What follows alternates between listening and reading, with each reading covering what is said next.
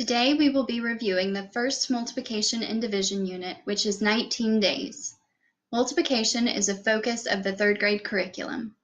Although it has been introduced briefly in previous grade levels, the majority of the conceptual understanding is built in third grade.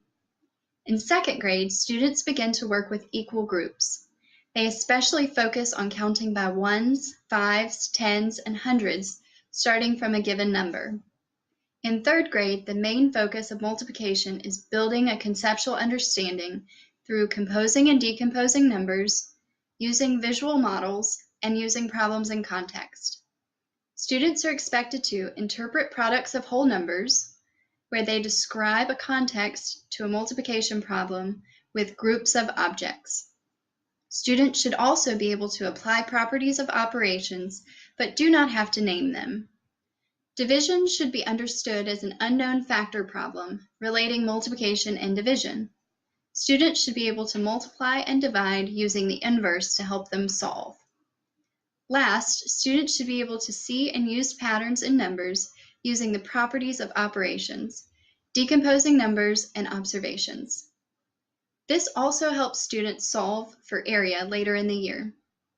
This leads to fourth graders being able to multiply fluently and especially use multiplication and division to solve multi-digit numbers. Through this unit, addition and multiplication charts will be used to find patterns in numbers. Students aren't expected to memorize all of their facts by the end of this unit.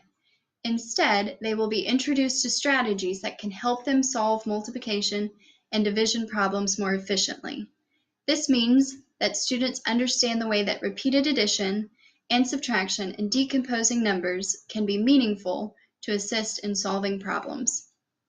Common misconceptions occur when students mix up properties. For example, when thinking about 8 times 0, students will often say it is 8 instead of 8 groups of 0, which is 0. They also tend to add for the identity property. 1 times 7 equals 8 instead of seeing it as one group of 7. Also, students have a difficult time completing the equation or seeing the relationship between multiplication and division problems.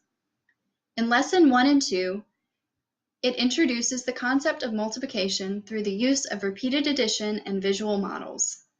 In Lesson 3, students continue to use models, but focus on the commutative property for multiplication, not naming it, but representing it. Lesson 4 and 5 incorporate 3 of the 4 C's, which involve relating multiplication to division. Lessons 6 through 13 work on building fluency with 1 or 2 numbers each day by composing and decomposing numbers and using other strategies. Lesson 14 focuses on the associative property but doesn't name it, which also serves as multi-step word problems, using multiplication, and continues to work with composing and decomposing numbers efficiently.